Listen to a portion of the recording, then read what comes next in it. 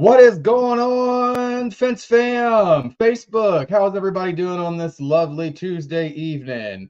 I hope everybody has had a wonderful first 2 days of the week and are ready to sit down and watch and talk about some fence.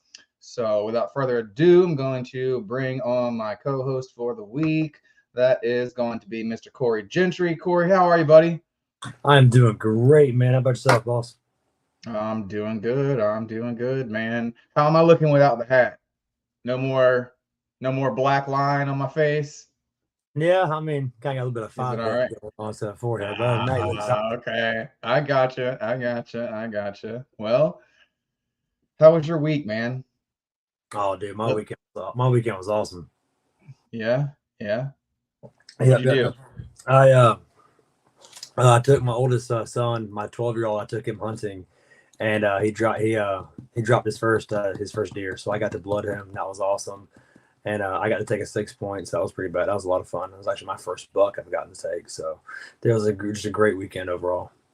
Nice, nice, man. I had a pretty chillax weekend.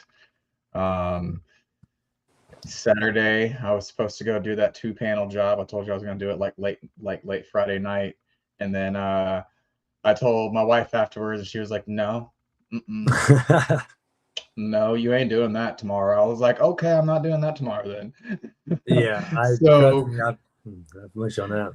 so we chilled all day Saturday together as a well, not as the full family, because my son just got back in town from Atlanta Oh, Monday. bet. Good deal. So it was just me, her, and Leilani. So we just hung Good out and fence. had some fun. And then Sunday they went to a girl's birthday party, and it was raining all day here. Um, and I just kind of sat at the house and watched a little bit of TV, folded some laundry, and that's about it. And then they got home, and it was business back to usual. But it's Yeah.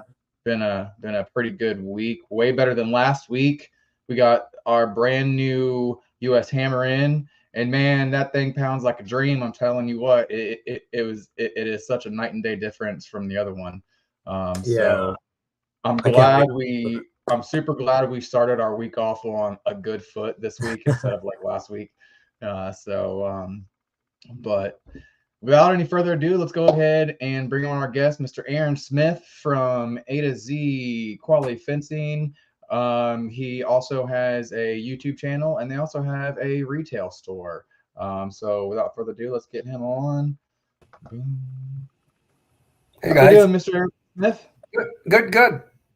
Thanks for Mr. having us. Awesome. Smith, pleasure to finally get to talk to Absolutely. you, my friend. Yeah, Yeah. yeah, yeah, man. Same here. So, how was your week, Miss Aaron? Say that again. How was your week? Since we're doing the Our week how has was your actually week? been pretty eventful. We've had a lot of Yeah. things going on, a lot of good things. Um, we had a lot of new things coming on at A to Z Fence Supplies, and that'll also help our A to Z Quality Fencing on the installation side of it. But a lot of things moving forward, a lot of positive things. Sometimes negative things turns into positive things, and that's what we have going on with us the last couple of weeks. Well, that's awesome, man. That's awesome. Good to Yeah. hear that some negatives got turned around for you. Um, Well, I know it's so awesome to get to talk to you. I think you and I have actually texted back and forth a few times yeah, over the last same. 12 months or so. Yep, And yep, yep. it's always, I get to see, I know you just got back from a trip from seeing Mr. David Gatto. I can't wait to kind of I know that's awesome. That dude is absolutely, he's helped me a lot. And man, just good people all around, man. I love it. Yeah, Dave's a great guy. You know, our pastor always our pastor is actually a really good businessman, and he's one of our mentors in our business. And one of the things he always preaches is that you've got to have mentors that have gone to where you want to go. And you should never make a business decision without bouncing them off of a couple mentors. And I'm fortunate enough to have Dave in that circle. And trust in him and him giving me that relationship that we have back and forth. And he's just a super guy. His story is incredible, where he came from, where he's at, and where he's going. Love the guy more than I can even say. That's awesome, I've man. Yeah, watched he's cool, dude. I've watched his story now on two separate podcasts, and you know what? Every time I watch it, I still just blown away. Like like I've seen it on the first podcast, like a couple times, but then I watched his most recent one with I think Powerhouse, I think it was. Yep. Yep. But I watched that one again, and like I said, like I've seen the interview more than once, and even still, I was still just like, man, I can't believe you did all that Right. from that. Right. Like a great motivational story. Absolutely. And Absolutely. I His love what shop, he's doing. yeah, his shop is right across the street from where everything happened prior to him coming to Christ and turning his life around and making this. So every day he goes into work, he looks across the street and then knows where he came from, which is to me is pretty impressive. And it's a good thing to be able to do that is to know, hey, I came across from that side of the street and here I am. And I know he goes back there and helps those people out in that same apartment. So that's just the kind of guy he is. It's an incredible story. And I'm super happy and proud of where he's taken it. And he's only going to get better. That's Man, awesome. that's awesome. I've read his book, man. He sent me the email copy of his book, man. That was a good read. That was a solid read, man. I read that when I was broke on like the first 2 weeks of my leg break, and I was like, all right, man. I was like, cool, we got this. He can do this. We can push through this. So yeah, Heck yeah. He's a great motivator too. Something's going on, and he'll send a message or something, and then he's just on it. You know, it's great to have him and guys like him in the industry. Absolutely. Well, I think we're ready to talk about Mr. Smith, huh? How about that, Billy? Yes. Yes, sir. Yes, sir. So, first and foremost, where are you guys out of specifically? Okay, we have a shop where we do most of our fabricating and manufacturing in Hartford, Wisconsin, which is just north of Milwaukee. Okay. And then we have another shop in Farmington, Minnesota, which is just south of the Twin Cities. Oh, okay. All right. Yeah. All right. So then you have two separate operations running at the same time then, right? Yep. Is that what I'm getting? Yep. Awesome. Yep. Awesome sauce. Our Minnesota operation is still smaller than our Wisconsin operation. We started in Wisconsin. We've been there going on 28 years now. And we've just recently, in the last several years, started in Minnesota. And this is going to be a year that we really ramp it up in Minnesota. Nice. Good to hear. You can have Minnesota and all that cold. I'm good. I'm down. I'm good in Florida. It's been probably warmer though in Minnesota than it's been in a lot of places. We don't have any snow in our area of Minnesota right now. For a while there was snow north of us, and there was snow south of us in Iowa and every place. But we've had no snow. If we've had maybe 3 inches on the ground at a time, and then it was in the 50s today. Oh wow. It wasn't that much. It wasn't that much warmer. Yeah. Yeah. It was only like 56 today. The high, maybe 60 in the high, but that was it. Yeah. Yeah, but we went down to Nashville. The first couple of days there was colder in Nashville than it was at home, and then it heated up into the 60s, and then it was a little warmer there. So, man, the last time I went to Nashville during this time of year was for the State and Steel Conference. And like we're leaving Florida and it's like 60. So I'm like, I'll take a heavier sweatshirt or something. Man, we get there and it's freaking snowing outside. And I'm like, oh crap. I'm like, I have a sweatshirt and I'm a Florida boy. I was like, man, I'm gonna freeze my butt off. Yeah. But yeah, lesson learned on that one. Right. Yeah. But all right, so I want to hear your story. How did you get into the fence industry? How old were you? How long have you been in it? And what's your driving force to do all of the stuff that you do for the industry as a whole? Okay. Well, I was young. I graduated high school, spent a couple years in the service, was in the Army, and then I went to college for a couple years. I didn't graduate. I was business management in college. I was about 10 credits short and decided I didn't want managing McDonald's. All my buddies at that point was graduating with business to doing things like managing McDonald's and fast food and all that stuff. And I decided I didn't want to do it. I had an uncle who was the president of the union in Illinois for the carpenters. Him and I talked about it. And he says, well, why don't you take a carpenter's apprenticeship? And I said, well, I've never did anything like that.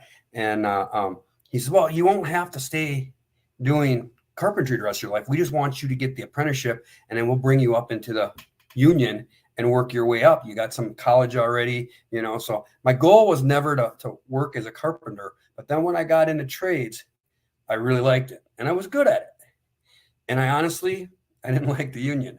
So me working into the union was never an option in my mind because I didn't like how it worked. And I ended up, through my apprenticeship, being an assistant superintendent for a large construction company for a while. And then the fencing almost got laid in my lap, if you would say. And I think we got a really unique story for the fact that not only did I start the fencing company at that time, but I actually met my wife, who is the best partner I could have in the fencing industry. Okay.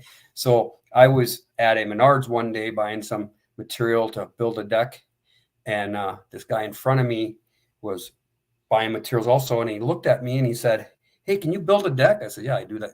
I can do that kind of stuff. He said, I got a plan. You want to come look at it? So we went out to his truck. We looked at this plan, and he was clearly over his head. He actually was a painter trying to build a deck, is what he was. Right. And he was clearly over his head. And so he says, you want to come out and look at it? I said, yep. So I go out there, and I got this plan, which was really backwards to begin with. You walk off your deck, and it was about 6 feet wide because you're going to step down to another step was another 6 feet wide. And then you went down and then you were at a pool. I'm like, this is dumb. Why are you you got no real room on that deck, by the way. It's fine. So the homeowner, he introduced me to the homeowner, and her and I were talking about, how we could change this deck to make it more usable. And right. And I said, yeah, we'll take a look at it. And so I told the guy I would take the job, and we'd figure out. I walked to my truck, and he got in his truck and left, and she followed me out to the truck, and she says, this guy doesn't know what he's doing. Would you take the job? And I says, well, that's all on you. I says, I'm going to do the job either way. I says, with or without him. And so the next thing I know, he was gone. And so we redesigned the deck. And so we started this deck around this pool, and we did the footings. I dug the footings, called the inspector. Inspector came out and says, your footings are great, except one thing. You need a fence around the pool. Okay. And so this was a vinyl fence, a vinyl deck we were actually building. So I called the company. It was All City Fencing at the time. They're now Modern Fence Technologies. And said, hey, I'm buying the vinyl decking from you. What can you do for a fence? And Jim Royton out there says, well, we can sell you the materials, but we're about 12 weeks out before you get to it. And I got holes in the ground for a footing. Okay. And so he says, why don't we'll sell you the materials. We'll send the owner's son out to help you out and get the fence. And so lo and behold, I bought the fence. It was a vinyl fence. First fence I ever put in was a vinyl fence. And Matt Knutson, who's now one of the owners at Modern Fence Technology, the son of Marge Knutson, came out and helped me put the first fence in. And then from there, they kept calling me, hey, can you put a fence in for us? Can you help us out? Can you help us out? So that's how I got into the business. That same job I met my wife on. Wow. She was a sister to the customer, and somehow she says that I showed up one day and never left. I think it was the other way around. I think she's in the background here smiling. I think it was the other way around. I don't think I could get rid of her. But I didn't want to. Okay. So anyways, so she actually came out on a job. I remember the first job she went out with me on, and I just wanted. I was building a small little deck. It wasn't even a deck. It was a stoop with some rails and stuff on it. And I just wanted somebody to talk to me when I was out there because I was working by myself. And she comes out and she's like, "What can I do?" And so I got the railings, the top and the bottom for the railings on, and you had to put all the spindles in between. And I thought, I'll show her how to do this. In my mind, I'm thinking, first of all, she probably won't get too many of them on, but I'll probably have to replace what she does. But I'm okay because I was cutting stair stringers, and I was probably doing it working for about 20 minutes. Around, all of a sudden I look up, she's got all the spindles on the 2 sides, and I walk over and they were perfectly spaced. What? Like, yeah. So she started coming out working on jobs with us, like I say, I went from being an assistant superintendent to actually going in fencing full time. And to be honest with you, it was over a custody battle with my 2 oldest kids. At that point, my attorney says I was paying my ex way too much money to fight against me because I was doing so many fences on the side, and I was a union carpenter, making what they made, and I was paying. We paid whatever they told us to pay, And so my attorney's like, man, you're really funding your own fight against yourself. So I actually, that's where he said, go off and do this fencing thing full time and see if you like it. I remember going into the office where I worked at and said, hey, Don Nord, here's what's going on. I said, I think I need to go try this. And he says, Aaron, that door is always open. You ever want to come back? And we never looked back. We started off in a garage in the subdivision of West Dallas, and with a Ford Ranger pickup truck. And here we are today. That's amazing. Awesome. That story in itself is just, man, that's just inspirational, man. That was really cool. Very much so. Very much so. And it's really neat because I've watched you guys' YouTube videos. I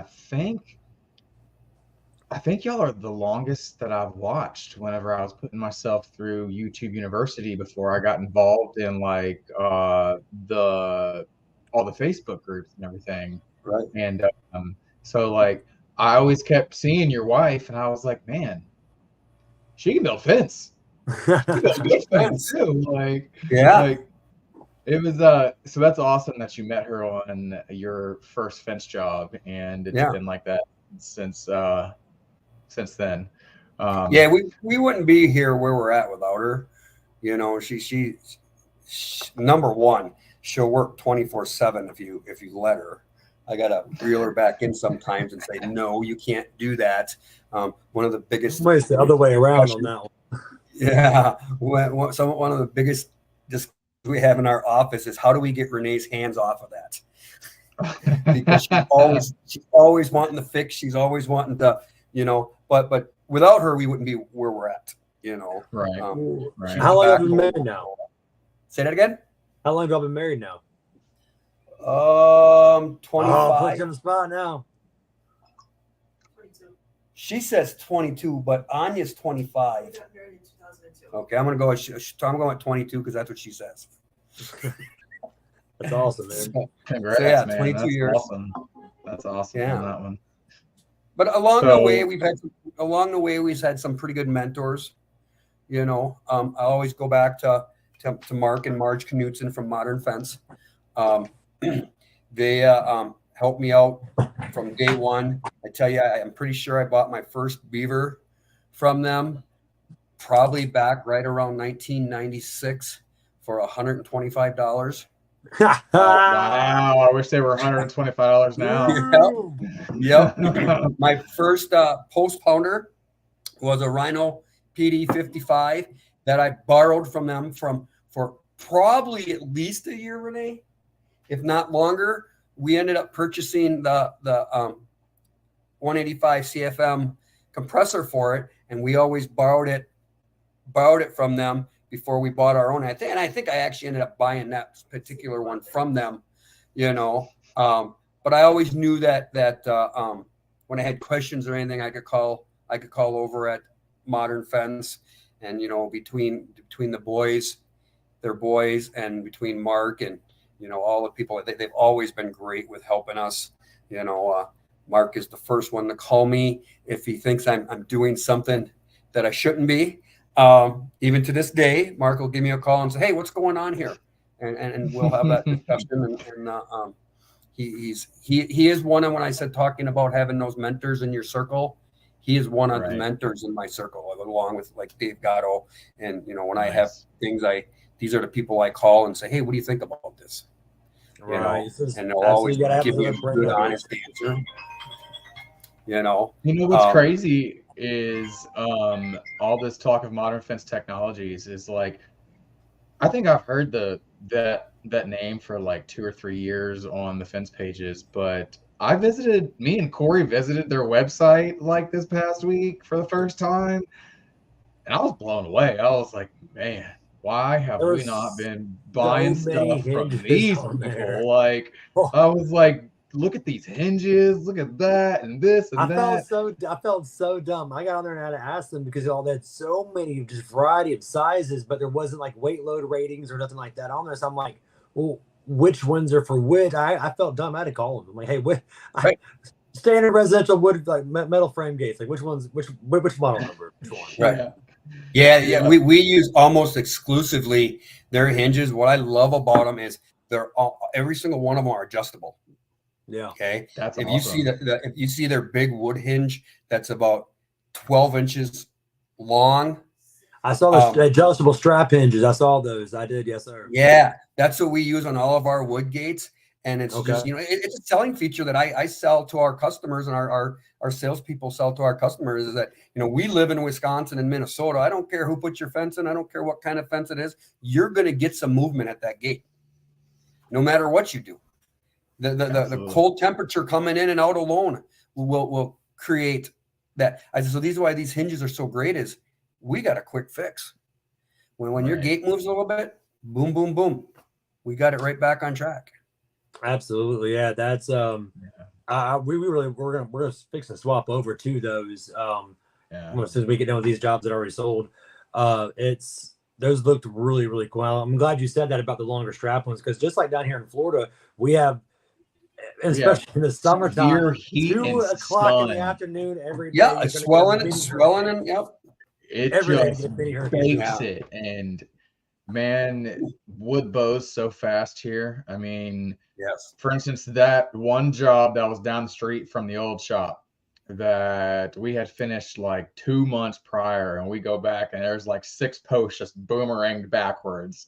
Like 2 months, right. So it's that was actually when we started going to all metal gate posts as well too. Is like after we it was in our contract. Hey, we're not responsible for what wood does after it's in the ground. After it dries out, and it doesn't. There's no way you can be.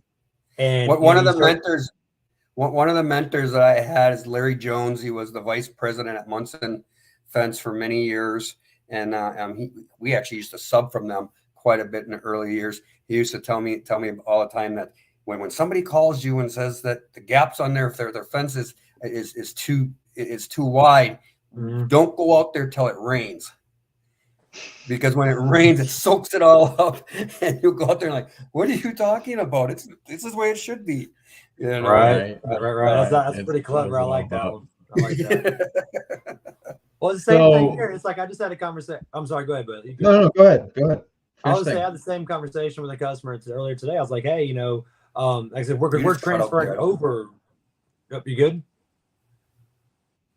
I'm hearing about half of what he's saying right now. Corey, are you lagging? I am solid on signal right now. Can y'all hear me? You're good now. You're good now. Okay, it may have just been a lag. Then I apologize. I'm not hardwired in yet. I don't have the setup like you. But no, we're going to start using those adjustable hinges. That's on the forefront. We're on our next orders. Because I had a conversation with a guy today with our client that we finished up on. I was like, hey, if for any reason, like after a big rainstorm, if your gate because the damn drop latches only give you so much of a window of a room for air. I was like, man, exactly. after a heavy rain, if your gate's a little stiff to open, give it a couple days. You know what I mean? Because most likely probably just absorbed 100 pounds of freaking water, right? And it, you know what I mean? It's going to move. It's going to move, right? So. Yep. I'm with you on that. I agree. That's a very solid selling feature. Yep. Yeah, we have them. We use them on our aluminum, on our vinyl, on our wood. Even a lot of our dumpster enclosures, they got a really nice, like if you're going with a 6 5/8 gate post on dumpster enclosure, they have a really nice hinge for that. And it's adjustable too, so that you can adjust those dumpster hinges.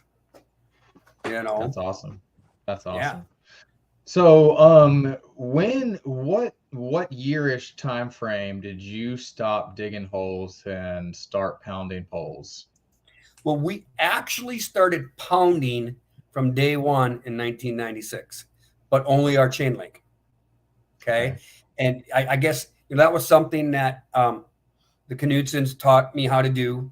And we did it chain link that way. I never really questioned it, never really thought about it. Coming from the construction side of it, we built big buildings with a lot of concrete. I would call myself a concrete head at that time. So it was a hard sell to me to just turn over into pounding. And pretty much from day one,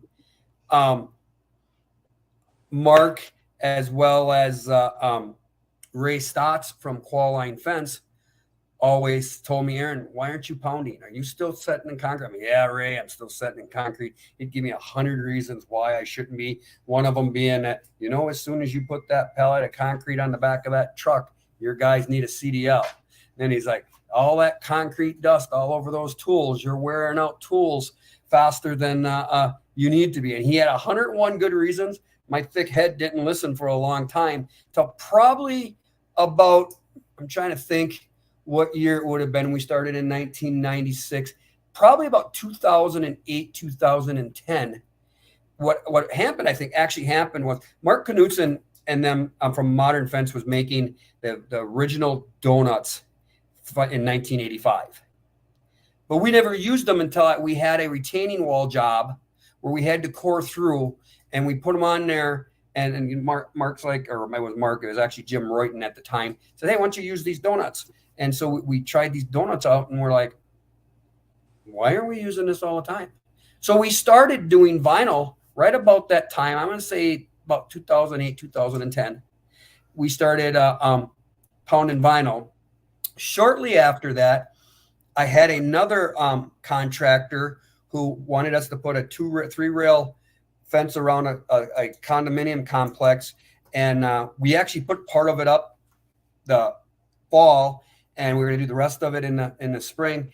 And the plows took down snapped a lot of the posts off.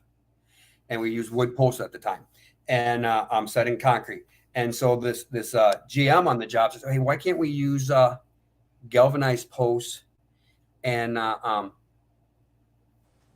sleeve it? And I'm like, how are we going to sleeve it? Short of making a box. And we did try making boxes. Actually, we did try on that same job. We tried making boxes, and they just weren't going to last. Okay. And our temperature, they expand, they contract. There's only one good way to make a box, and I'll explain that in a second. So this GM says to me, he says, if you give me the posts, he says, I will drill them out, and we'll pound a galvanized post into the ground, and we'll sleeve it over. And I'm like, okay, I know what that's going to take. You're never going to get this done, but here's the posts.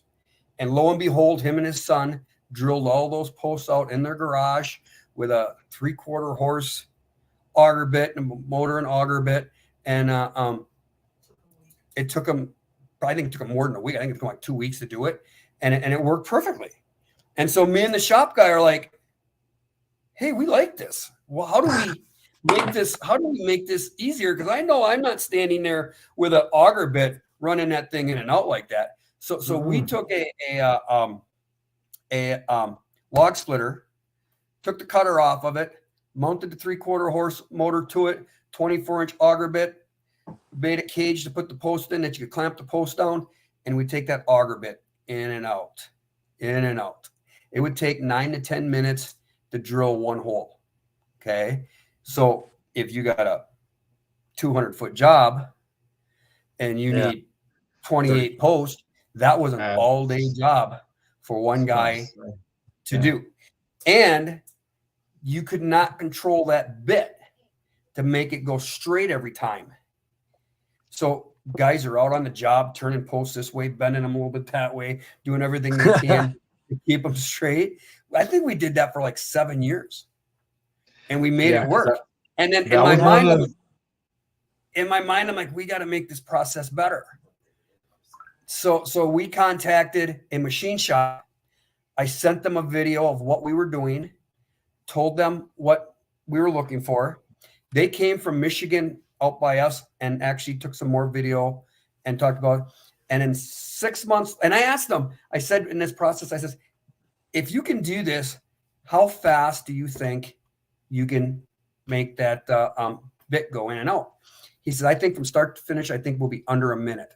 And I said, there's no way. I said, we've looked at this. I said, we've looked at this from every angle. We've done everything. I said, there's no way. I said, if you can get it down to 5 minutes, I'll be happy as heck.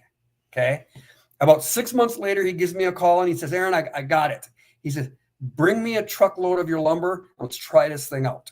So we loaded up a flatbed full of lumber, drove down around the lake over to Grand Rapids, Michigan is about where they were, and parked in there. And the very first post we put in there, 37 seconds. What? From like, 90 no minutes to 37 way. seconds.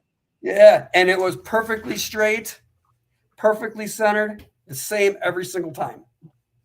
So obviously, we bought the machine, and we have the machine now, and that's how we got doing the wood. The aluminum That came was one of shortly. the first videos that I watched of you guys's. Yeah, I think same too. That was what I'm saying. Was Yeah. one of Did your you- like older ones, and I was so intrigued by that because at that point I like that was the first that I had ever seen anything about driven anything. Like I didn't even know what a pounder looked like. I couldn't even like told you what a pounder looked like at that point. Right. So Right. I was so intrigued whenever I saw that the first time, and I was like, man, they're just augering a hole out and sleeving it. I was like, that's awesome.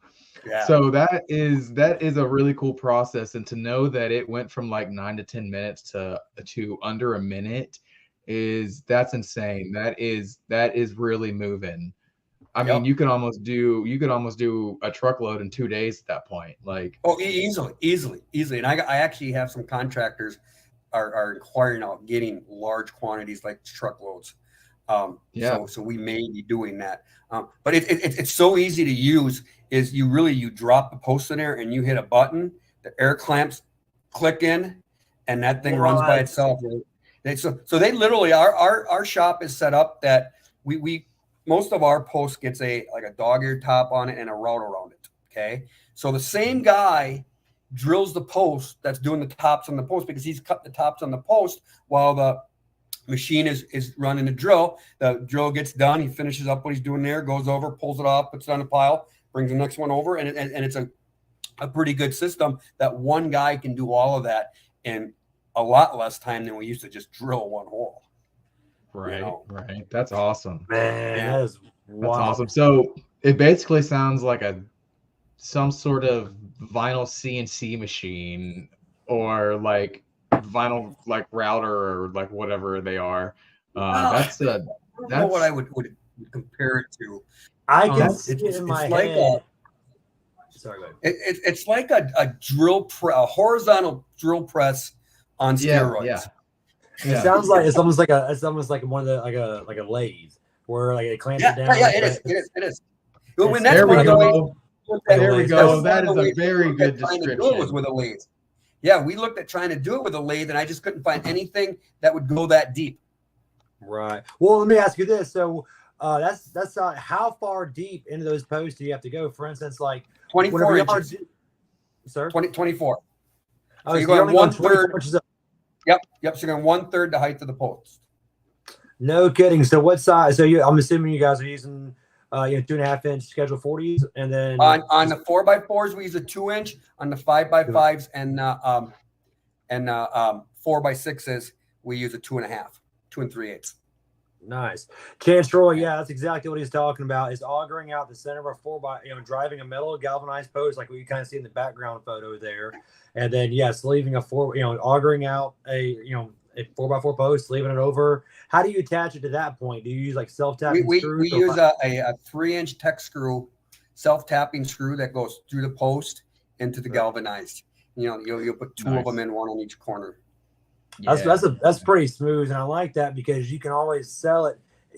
What's cool about that is you can sell that in HOAs. Oh, absolutely! Like an You're HOA, extending the life. You're extending the life of the fence.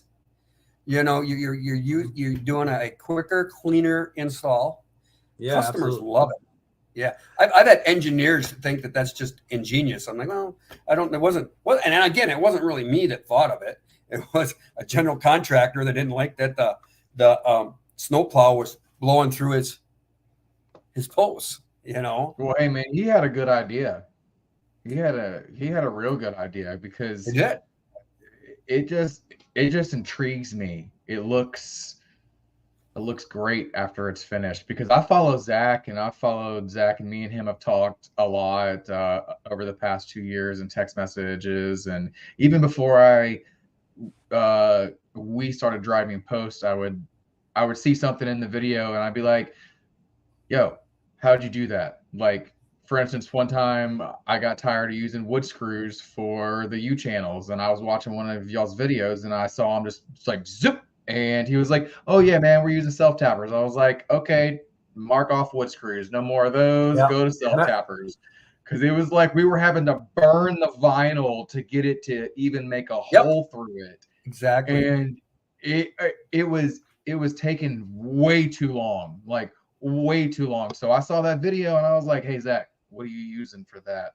And we've been talking ever since. I mean, not like every single day, but it was a pretty cool thing to be able to use cool little tips and tricks, and that's what I'm here for. So I mean, that's awesome.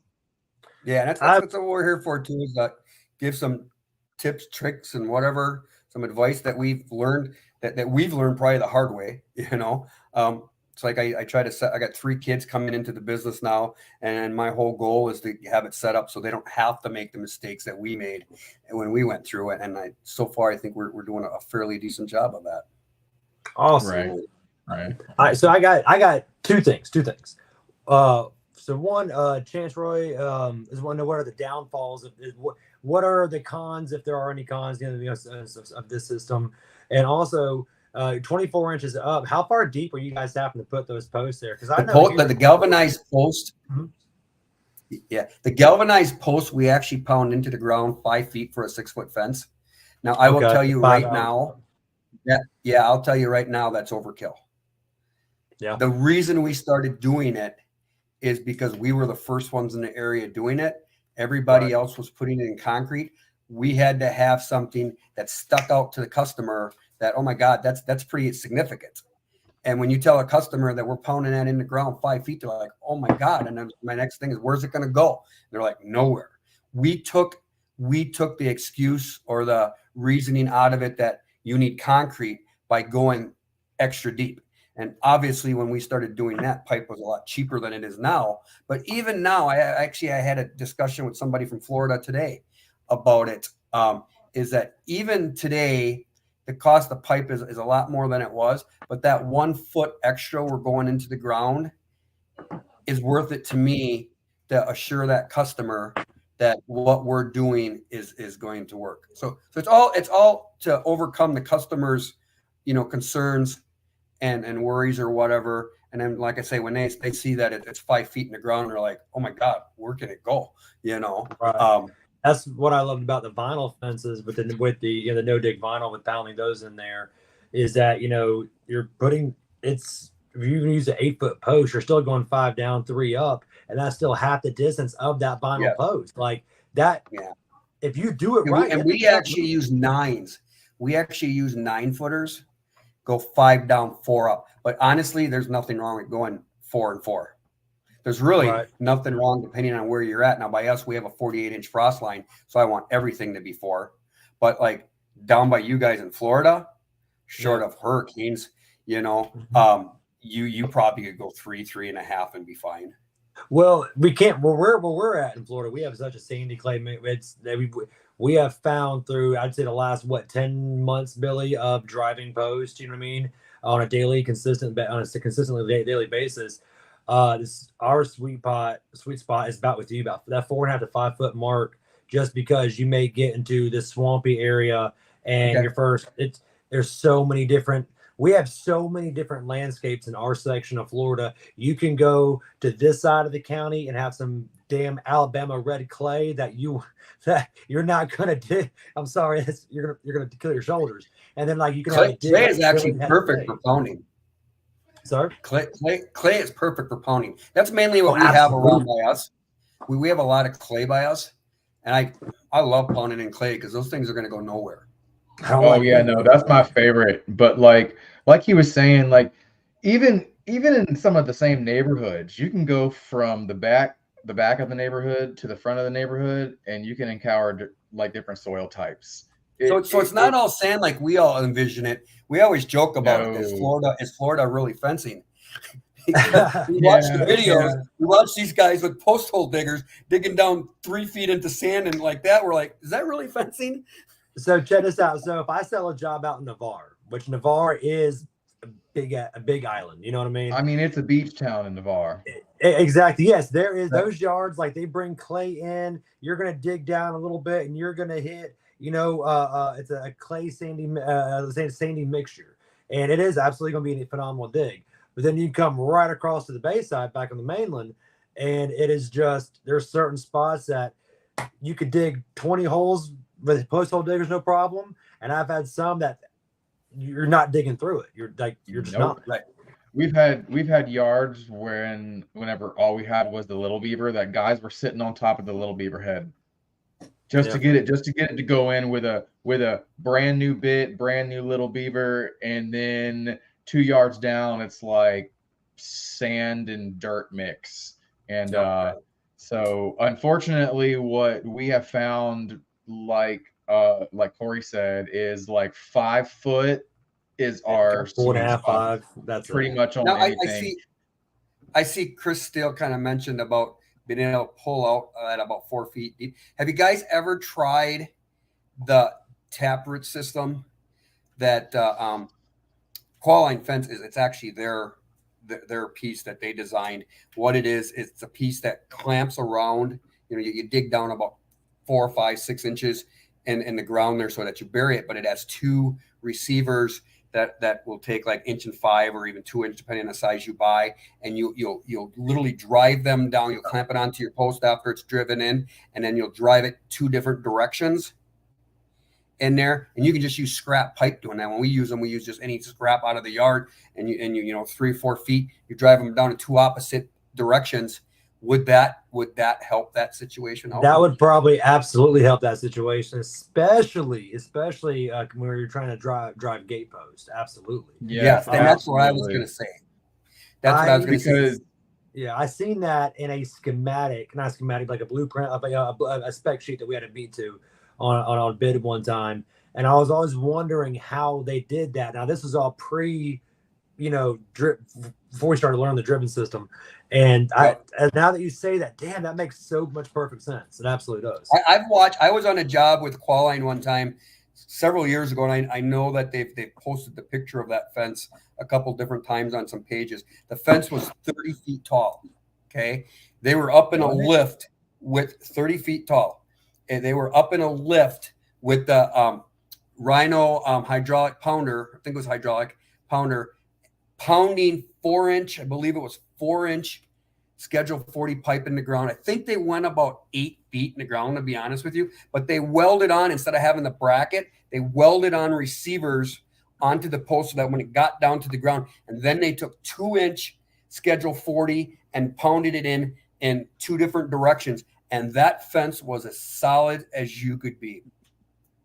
Wow. That's So wild. if they can do it on a 30-foot tall fence, we can do it on our 6-foot tall fences. I would imagine, like you said, scrap metal, rebar, or something like that you can drive and connect through just in opposing angle, just push pull. Like that's so we did something like that. So we would try to go, like you always say, try to go that extra step.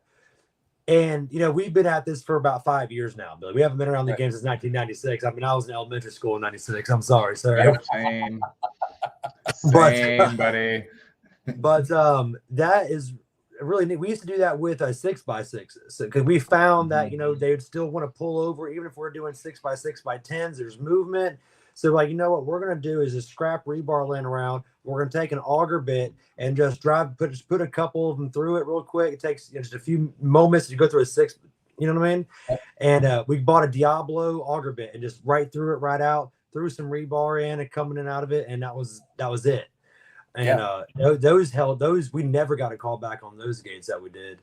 But that was back in the concrete, and let's put 600 pounds of concrete on it. Ain't Right, never gonna fail days. Yeah. I don't want to do Yeah, that no those more. brackets aren't, and we buy them right from Qualine because I could barely produce them for what they sell them to me for, So we buy big buckets full of them whenever we use them, and then we just use them when we need them, Yeah. I want to see. I don't know the price in front of me, to be honest with you. They're under $5 a piece though. Wow, that is way extremely worth it. affordable. And I then was if you're thinking, using like, scrap, you're using scrap pipe. You're tearing out chain link fences. Save your pipe. There you go. man.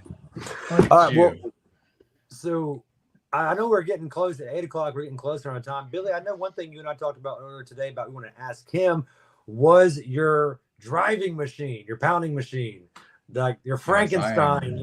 I am very interested in this. Like I want to, like if that's all we talk about for the rest of this show, I'm here for it, man. I want to know all about it. Yeah, but we looked around and realized that number one, we designed this for the small guy. Okay. We looked around and said, how can we make this process easier? Everybody's using gas pounders on everything, and the gas pounders are fine. We still use them. Okay. They all have their issues. Okay. We use a lot of sky drills, also the hydraulics, and it's like those things are pretty every day. You can use them. There's very few things that's going to go wrong with them, and it's a much heavier pound. Okay. So, but who wants to lift up a 67-pound pounder all day? If you watch video of my son does that all the time, and he's such a meathead, that I tell him, you don't want to do that the rest of your life. You're gonna feel it. You're gonna hate it. And then we think we finally got him understanding that.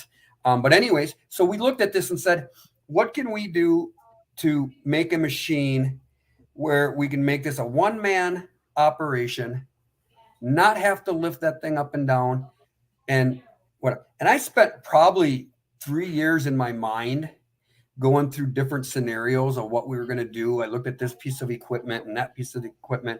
And then one day I saw this crawler, and I'm like, man, I think if we put a crane on it, and then we could lift that pounder up and down, you could put the pipe in the back of that crawler, and you don't have to lay out pipe now. You just drive it out there, pull it out, And so that's where it started. And then as we got into it more, and I found a place where I could get them at a decent price that we could modify them and make them work to what we needed.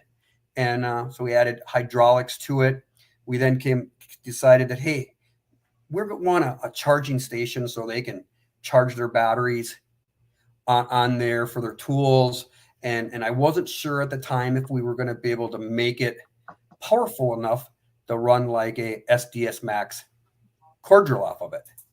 Okay. So we ordered the biggest converter we could get. We got the oversized battery we threw in it, and we hooked that bad boy up, and we ran the SDS Max hammer drill on it, and it worked. So I'm like, there's another feature that there we go. Okay. We have the crane going down initially on a corded remote. Like a corded winch? Yep. We did a showing of it in Iowa, and one of the things that the guys really wanted to purchase one, and they did. And they said, what we'd really like to have on it is a remote control one. So I went out and found a remote control one. We're adding remote control so that it's just going to hang on you, and you can just walk around the machine or whatever, and not have to be reaching for buttons and this and that. And then cool. The other thing that after we did the first version of it, the crawler just had a dump bucket on it. Okay. Afterwards, I found one that actually lifts up.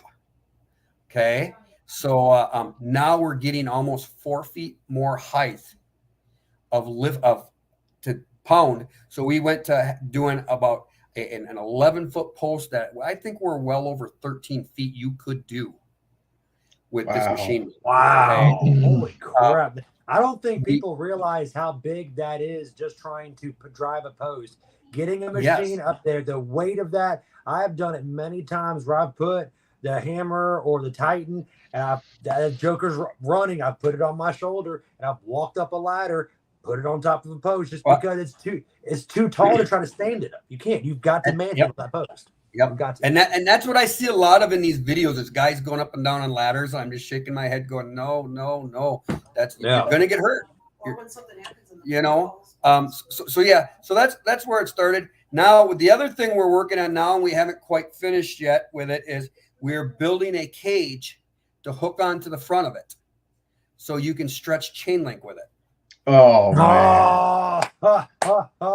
What? Dude, you got like an all-around, just one-stop shop pounding. And that's what it's meant to be. And I you know, honestly, and I'll tell you the price of it. I generally don't give it out in public. We always talk about, but I'm just gonna say, the price of it is $23,999. Okay. I've had guys call me. I've had other business people call me and tell me you're too cheap. You're too cheap. And I said, you know what? I probably could charge more, but we built that for the small guy. I want the guy, you know, a lot of the guys that are buying it are one-man operations or two-man operations, and they love it. You know, they're getting, one of the guys that bought it, one of the gentlemen's getting older in his age, and the other guy says, I want to keep him going. I want to keep him doing this. Machine will do that. You know, so think about, you say $23,000 is a lot of money. That is not a lot of money at all in consideration to what one entry-level employee costs per year.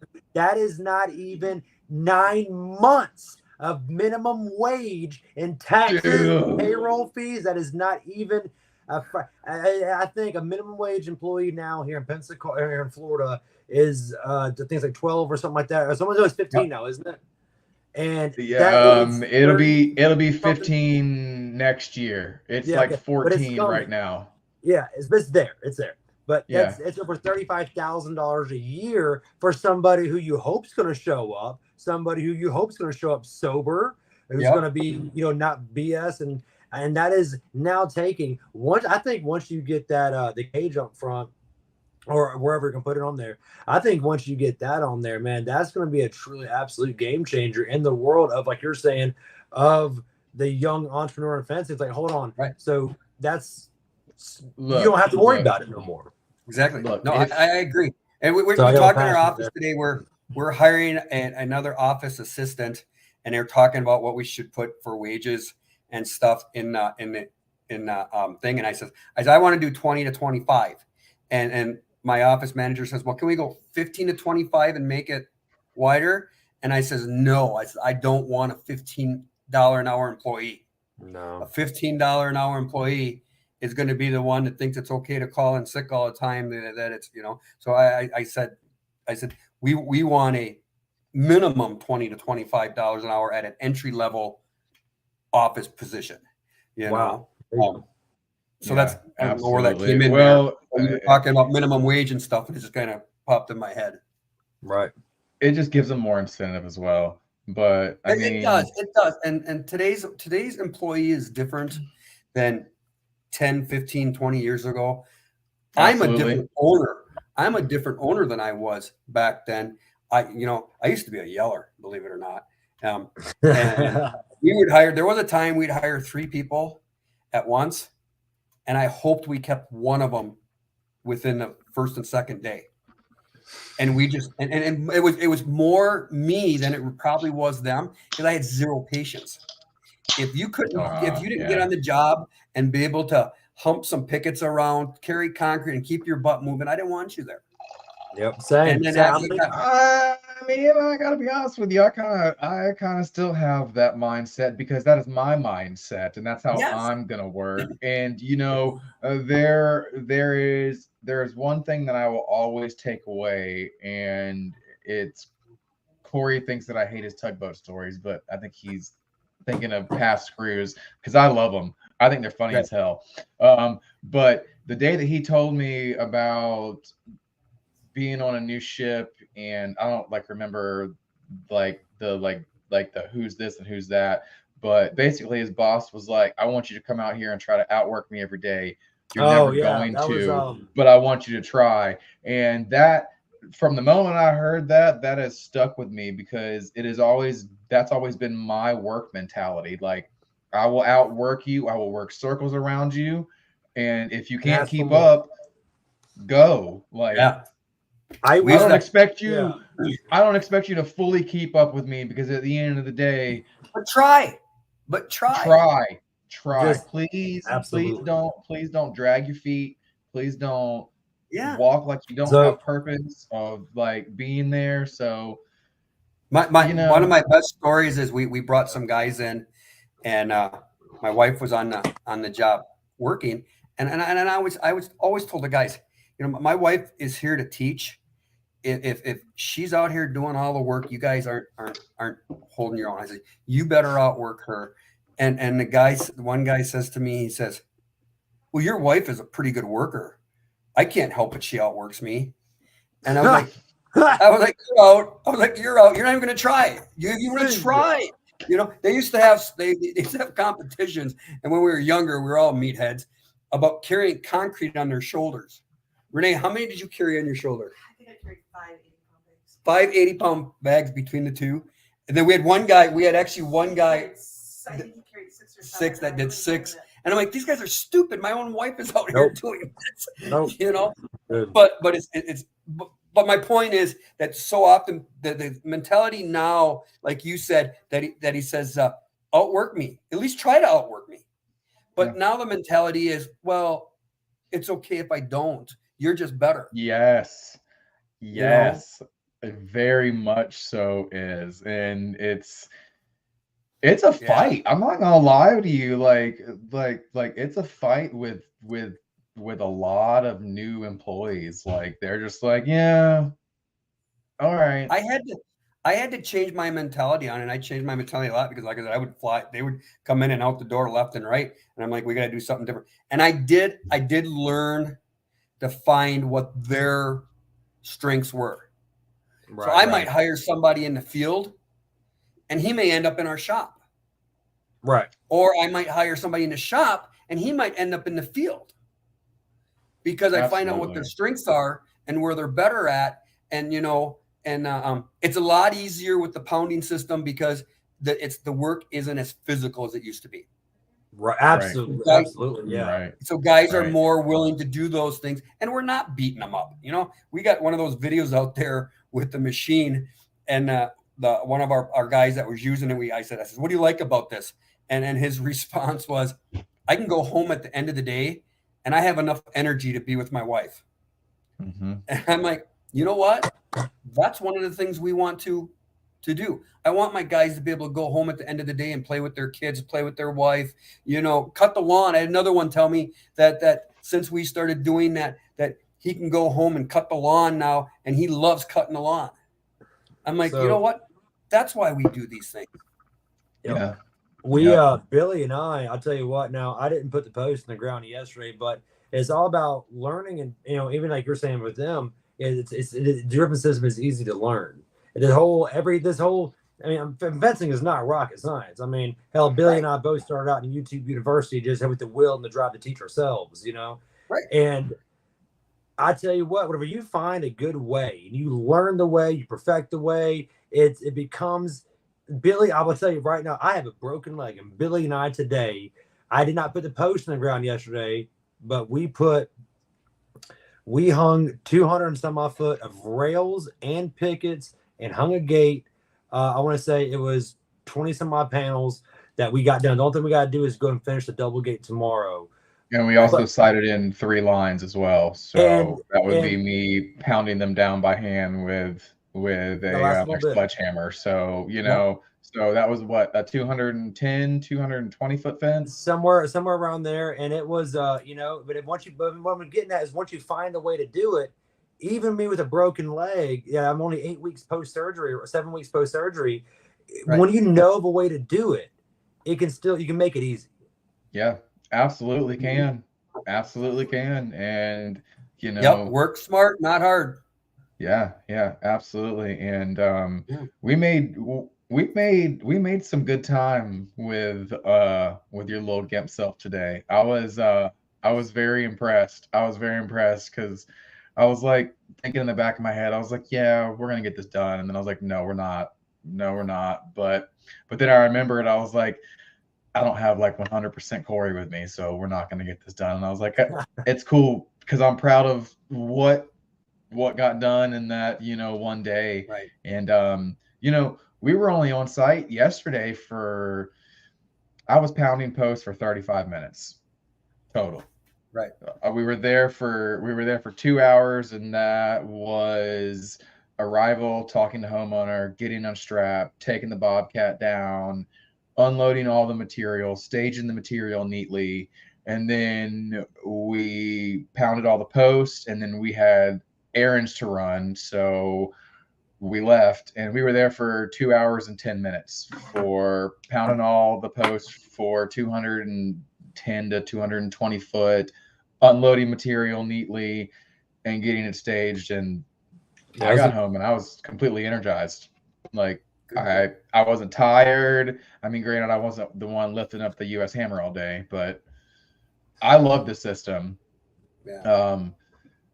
Corey, it just comes with seniority. At that point, if you're learning how to drive, you're going to learn how to pick it up safely and properly, because we don't have the equipment right now to do it like that. So we have to Iwo Jima it.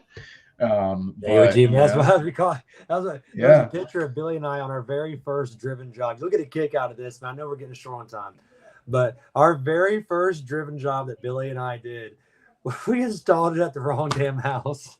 I didn't think we were going to let anybody know that. So glad you drove it and didn't dig it, right? Right, Yeah, right. so- Oh man, right. So check this out. This was out kind of like in the countryside of like kind of east of here, and it's all a lot of farmland out there. They're kind of separating up, Right. And It was for a single wide. It was for a double a mobile home. Okay, a mobile home. Okay, Right. And the lot that with the address pools had just been subdivided into 3 different lots. Right. Cool. We turn the lot. We see the number. We see this old rinky-dink mobile home down here, and then like 2 things down, but still like in that same property boundary area, is a brand new mobile home. Doesn't have skirting on yet. Doesn't even have the power pole up. I'm like, bet that's it. We had a sales lady. This is where we learned about taking photos from the front. Yep. Street view photos. Yep. After this job. Because it was the biggest anomaly, because it had the same exact measurements to the property lines. The freaking mobile home was the same exact size wide. It was so crazy that it all added up. And like we're literally driving the last post. We were done. Ready to do rails. We were done.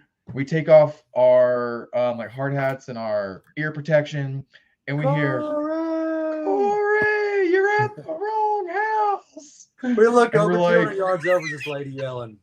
We're like, oh no. No. No. We're talking about that instantly gut-sinking moment, because Yeah. it was our very first one. We went in there, we knocked it out in no time. Like, yeah, we got this. Corey. Oh, Yeah. But you know what is the positive out of that story is because that was a fairly decent sized 200 footer as well, 210, something like that. We pulled all the posts and only kinked 2 of them.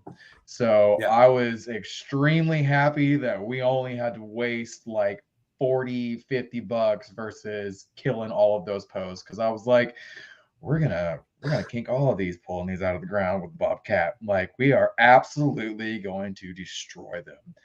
And somehow or another, I don't think we've ever actually installed on the wrong property. Now we've done some where we've gone over the property line, right. that you had to pull it back. But we did one time install the wrong color, which is Oh. like a 200, 300 foot chain link job. It was supposed to be brown, or if it was supposed to be black. I feel like it was supposed to be black, and we put in brown. And the homeowner wasn't there when we finished. And so they called when they got home, and they said, hey, the fence looks great, except it's the wrong color. Right. And my heart just sank. I'm like, and then I immediately grabbed the the contract and look, and I'm like, how did we miss that? Yeah. And so I go over there and I meet with them and whatnot. And I said, well, we'll pull it out and put the right one in. And he says to me, he says, don't worry about it. My wife likes that color better. We're in. Boss lady approved it. That is so awesome. That is so great. That is so those are awesome. solid wins from whenever you're having those moments. And you're like, oh God. No, you know it's perfect. Those are those perfect. Yeah. Oh man. Oh man. those are good That's the time that you leave whenever you roll down the windows and you pull on like a cool jam music and you just drive home like, yes, thank God I did not have to rip out that brand new fence, because that is a heart-sinking feeling when you have to do that. But Mr. Aaron Smith, you got anything else to add before we get out of here for the night? I don't think so. All so. right, man.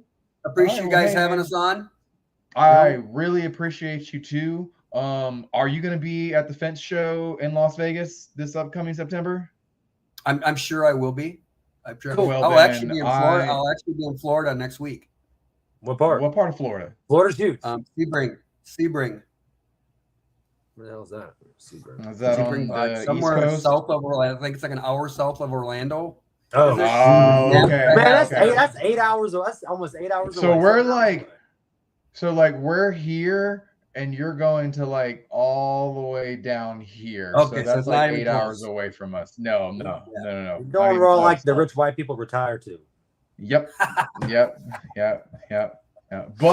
But it is a very nice part of Florida, though. And there's a lot of vinyl fences. You better be glad your wife is in the fence industry, because every time I go to Orlando, I am rubbernecking every fence and every cul-de-sac. Like you're driving down the highway. There's so much vinyl fence. That is my wife everywhere. Did you see that fence? Oh, I'm like, I don't even look at fences anymore. That's awesome. That's awesome. But no, I did the same thing whenever we went to Tampa last year, and I was like, dude, I haven't seen the first wood fence yet. No. Because you were driving, and I was just head was on a swivel. I was going back and forth, and I was looking at fences, and I was like, all I see is aluminum and vinyl. I was like, dude, we need to move down here. I was like, we would never have to build a wood fence again. But I'm never gonna leave my home. But do we have a minute? Yeah, absolutely, bro. We can go as long as we want. Have you ever done now with your now this is kind of going back to the installs and stuff like that. I'm so intrigued about the augering of the 4x4s. I think Billy and I both were, because that was one of the earlier videos we've seen of you. But I know some companies up north that do a lot of the where they stick build them ahead of time, then take them out to the job site. Have you ever, in your 20 some odd year, 30 years of fencing, have you ever experimented with taking pre-built panels to a job site? I have not. Early on, I think I thought about it. Right. I feel like with our terrain and stuff, and there's guys that do a great job of that. I see some of those guys over in the Massachusetts, Maine area on the East Coast over there. They do a great job. Okay. Of it. And that's where they mainly do it at too. I feel like in our area with the landscaping and stuff, that it's as fast for me to build a fence in place to make it roll the way it should. So I'd never really delve into doing it that way. We got guys picketing 120 feet an hour. I don't think I could picket 120 feet an hour. Are those rookie numbers? What? Say that again? I said, those are rookie numbers. Yeah. But that's funny. But I've never done it. I've thought about it early on, because I thought was wintertime we could pound all these sections together and just go out and put them in. I won't say I've never installed panels. Up by us, there's a company called Machock Fence.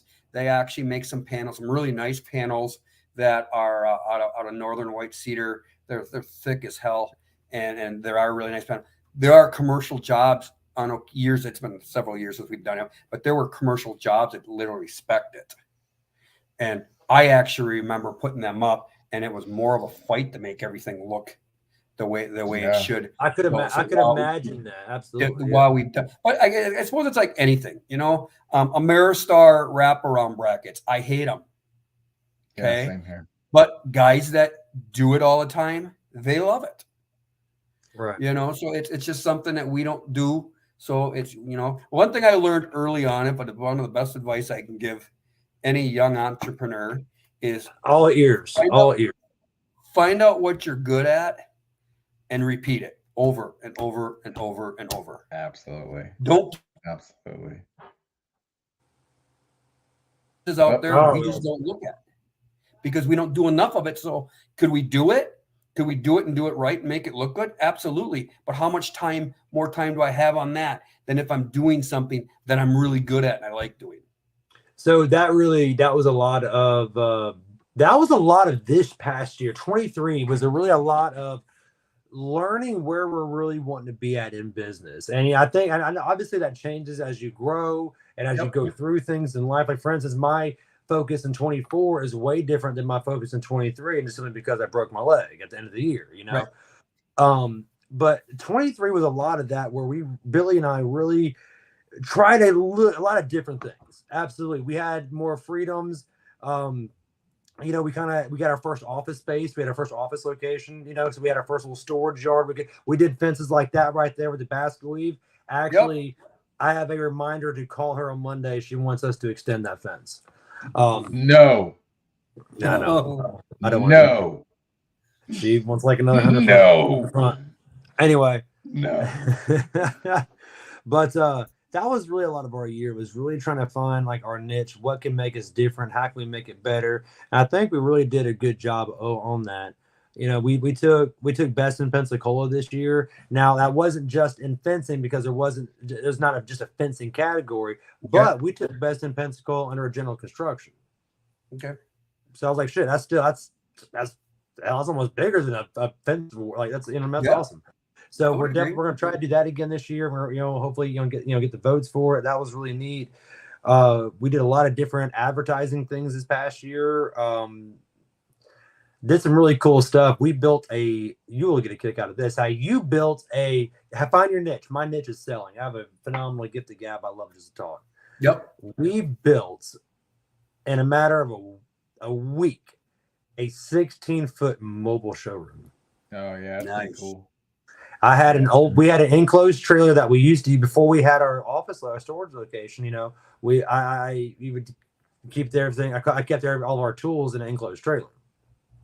And well, after we got our office and we got our little storage building where all the tools went in there, and the trailer just sat there all the time. Like, we used it at one time as a painting booth. The inside of it, just pump ventilation through it.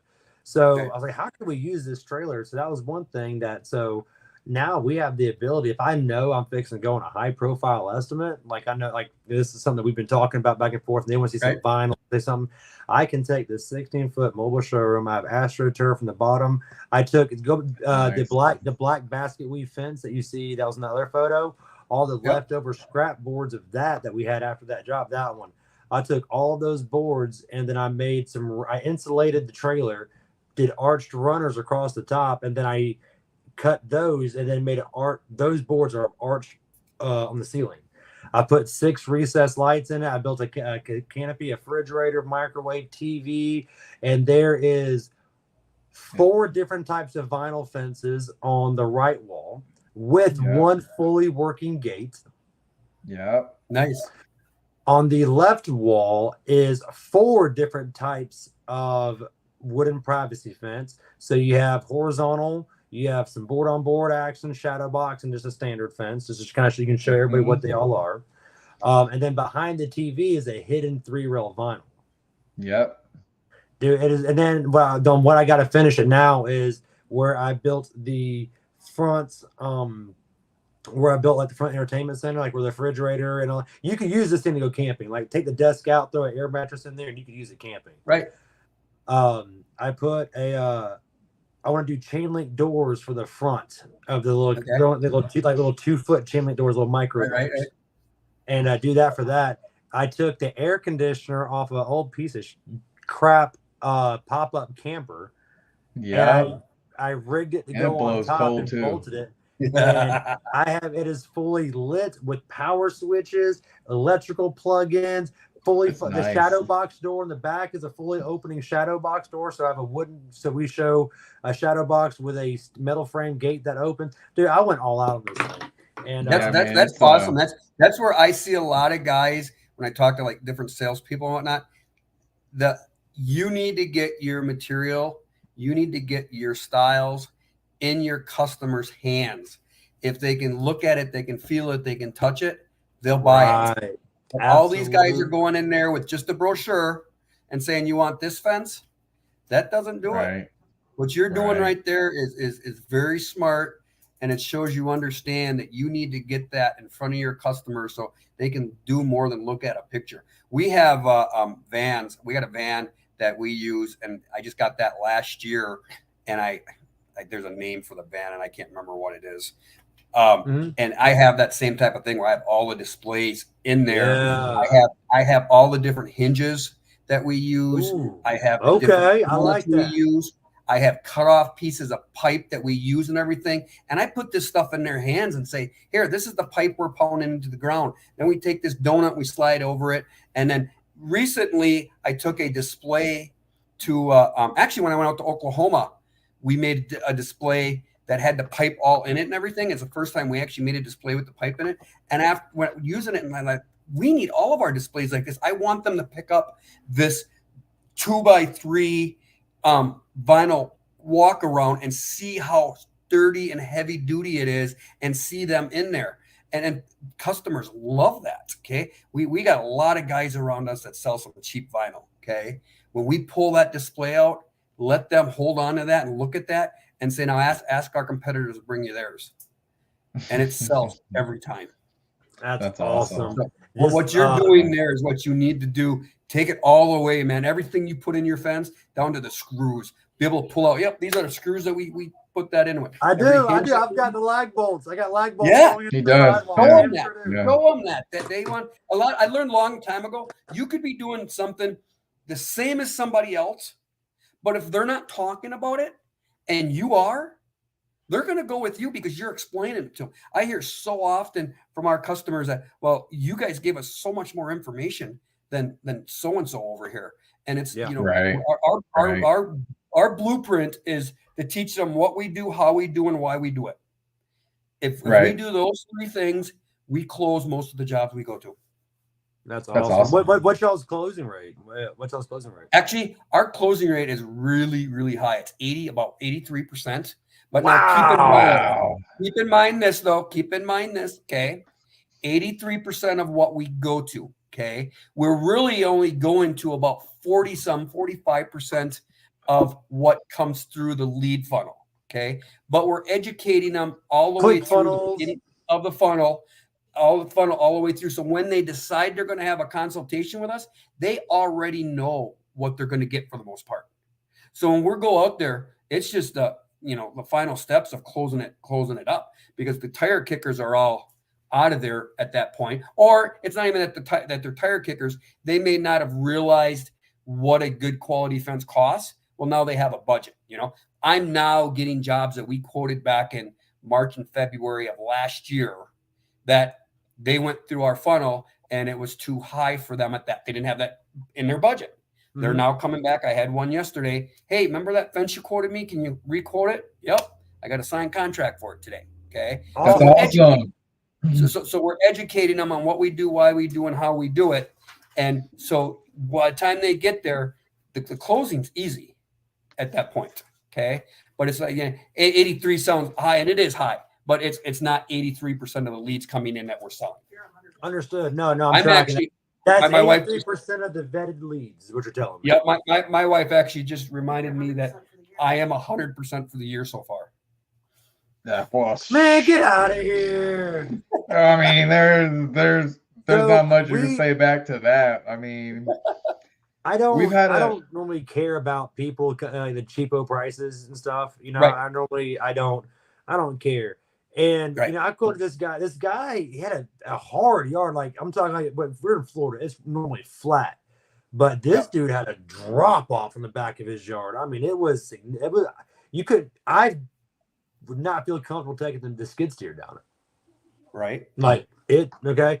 Dude's wanting a 6-foot fence going down, transition up to 8 foot on the back line. Back line alone was 125 feet, you know what I mean, of 8 foot with a gate in the back. Then, come back up, double gate, single gate. I was like, man, I quoted him on the spot. This is $15,000, bro. This is, bro, this is a job and a half. And somebody else quoted him like $9,000. And I was like, there is no way in hell, sir. There's no, not happening. No, you can have best of luck to you, man. Like, that's, I don't care about in those situations. I tell them, I say, compare the materials, compare the service. If you feel that they're comparable to what we have, you should run with that. Yep. And I don't look back. A lot of times They call you back a Yep. couple days later, a week later, maybe a month later, and say, hey, remember we talked about that? Do you think you can do it? You know, They call you back. Can you come? you know, fix this? or we've had them call me, hey, can you come fix this? And I'm like, Oh, I love those. If you thought I was high then, you're gonna think I'm crazy now because I'm not Yeah. fixing somebody else's stuff. Absolutely not. One time I had a lady that she told me we did a quote for her. You know, she was ready to sign the job. Told me she was signing the job, and also I don't hear from her. Ever. We called a couple times, got no response. And like a month later, she calls me and she says, "My husband was stupid.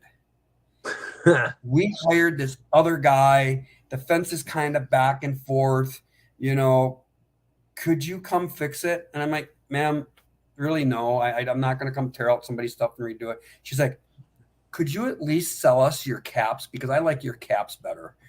And I'm like, "Yeah, I guess I could do that as long as my name's not on it. I don't care." I know, right? Polish it, tear it up nice and good. Yeah.